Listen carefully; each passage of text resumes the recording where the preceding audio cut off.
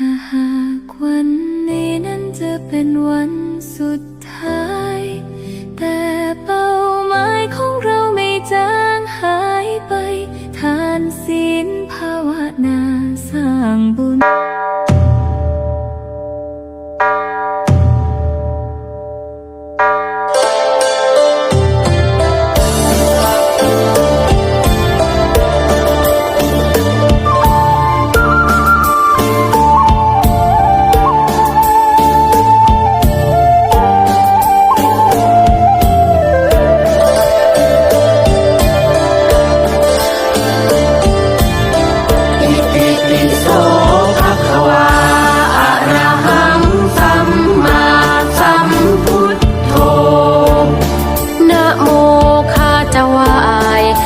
พุทธเจ้า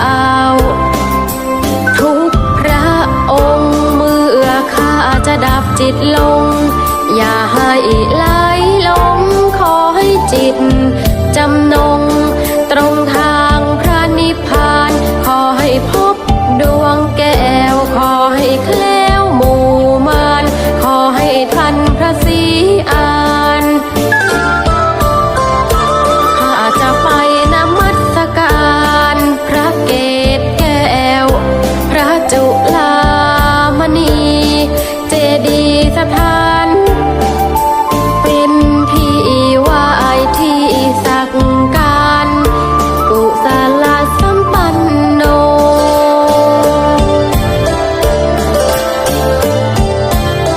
อิติปิโสภะคะวา